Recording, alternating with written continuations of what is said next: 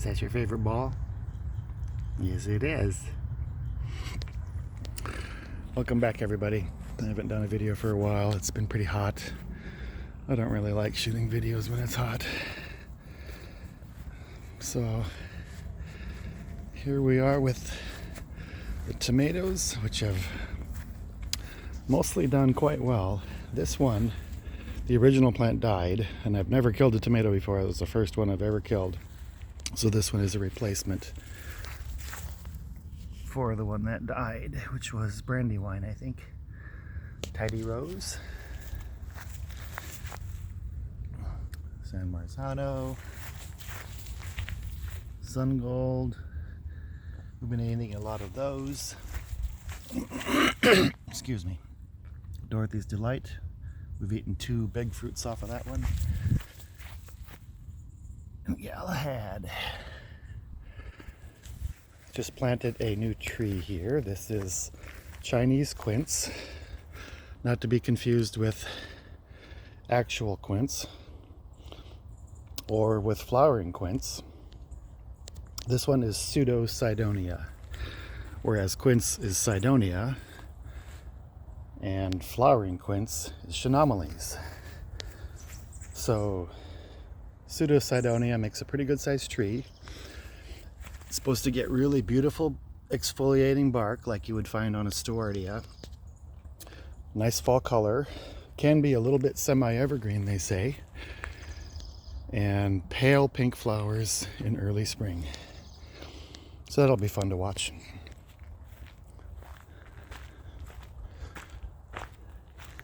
If you want a long blooming perennial, flax, perennial flax. Linum species, going for months and months.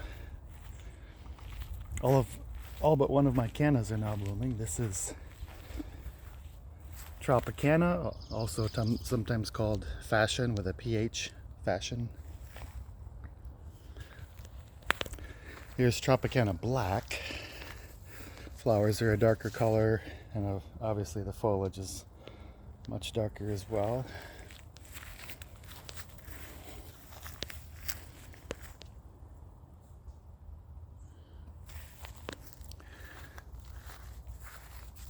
You can see the fruit on Sun Gold ripening, and then a lot of fruit on Dorothy's Delight. A little bit of blossom end rot. I never did end up finding any gypsum to add to the soil. Supposed to prevent that. You can see there's a lot coming along on Dorothy's Delight. This hybrid maple called Hot Blonde grew in spring and then took a break, and then the squirrels attacked it. Little blighters. And then the trees, I've been fertilizing and watering, so it's responding to that. And then it grew and is growing, continues to grow during the hot part of the summer from every tip except the terminal. So happy to see that. And here's Canna Musifolia, variety that typically gets very, very tall, but it hasn't in this garden. But it has much smaller flowers that are more accessible, I would say, to the hummers. So they like this one a little more than the big floppy flowers on the others. My neighbor gave me some blackberry canes that he was ripping out, and it's been in the 90s, so they didn't survive the transplant very well, but there appears to be maybe a little bit of life down there, so we'll see what happens. Did I say blackberry? Raspberry? These are raspberry. This manzanita is doing very well. It's called Red Ribbons from Dancing Oaks. Just planted a new Hebe that I've been looking for since 2006 when I moved to the Northwest. This is called E.C. Sterling. Hebe ocraceae E.C. Sterling. Different from James Sterling, which is also a great plant, but this one is much more dwarf. And of course, we all know that Hebe has now been changed to Veronica. I'm just going to keep calling it Hebe, I think. This is rhododendron silver bear, and you can see silver bear has been scorching in the heat of this summer. That's why I've got this chair on it, give it some shade in the afternoon. Here's my favorite or second favorite canna. This is called Durban. Similar to Fashion or Tropicana. Some people say it's the same. I don't know. It seems to be more vigorous in my garden than Tropicana.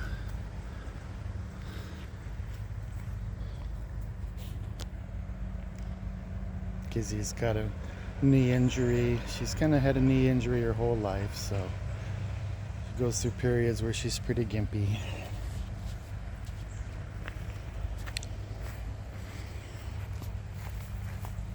The grapes have not been eaten by the squirrels or jays yet, but I think they probably will be. You can see they're starting to color up. Some of the newest acquisitions, I planted a valley oak, Quercus lobata, from California, native to places in California that have water under the soil, and this tree can reach down and access that soil. And some people say this is the largest oak on the planet, Quercus lobata valley oak. One of the reasons I chose it is because I desperately want shade on the house here. And valley oak is fast, they say. Whereas our native Gary oak or Oregon white oak looks similar to the valley oak and gets big, but extremely slow. One of my azaras is blooming again. Has kind of a nice fragrance. Not really chocolate vanilla like Azara microphylla, but also a nice fragrance. I finally put some Akebia in the ground. I grew these from seed. I'm gonna go up on the fence here. Here's a rare one. This is a tree from the South Island of New Zealand. See if I can even remember it now. Metrosideros umbellata. A smallish to medium-sized evergreen tree with red or orange flowers around Christmas time in New Zealand. I think that's called New Zealand Christmas tree for that reason. But in summer here, of course, being in a different hemisphere. So this is from Cistus Nursery, and kind of an experiment. They're not really sure how hardy it is, but I hope it persists. Here's my fairly newly planted pomegranate. That is the cultivar Wonderful, which is the one you usually see in supermarkets and grocery stores, but also seems to be one of the better performers for Northwest Gardens. Oh, what else is new back here? Yesterday I noticed that my hydrangea Oregon Pride was wilted and looking rough, but it looks like it came back to health. I've been really struggling keeping this plant from croaking back here with the heat. So I've got a couple of chairs over it. Oregon Pride is a beautiful hydrangea, but kind of a wimp.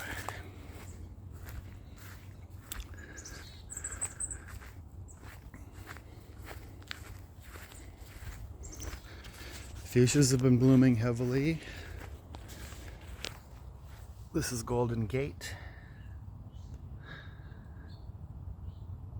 Gold foliage, scorching a little bit in the heat, which is kind of a challenging one because you put it in the too much shade and it's not golden, and then you put it in too much sun and it scorches. So you kind of want to find a place with a little sun and a little shade. Here's Cardinal. These flowers don't seem to be liking the heat either. hasn't been performing as well here as it was in my last garden. And here's Fuchsia Magellanica,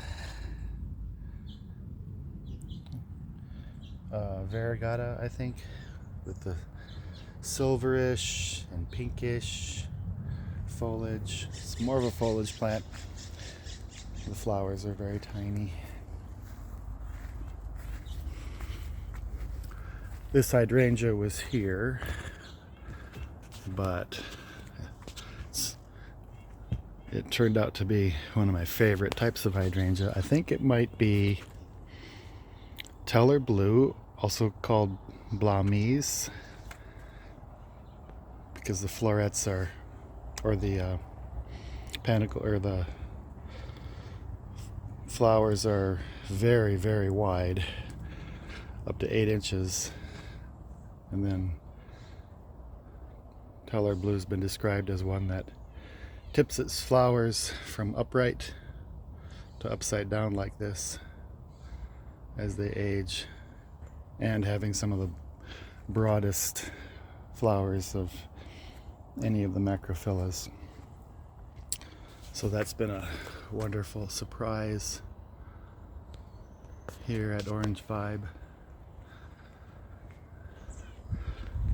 I grew straw flower at my last garden and kind of fell in love with it, so we got another one here, Bracteantha.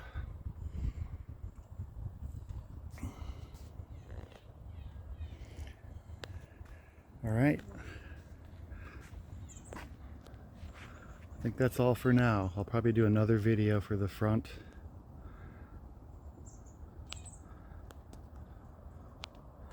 Goodbye from Orange Vibe.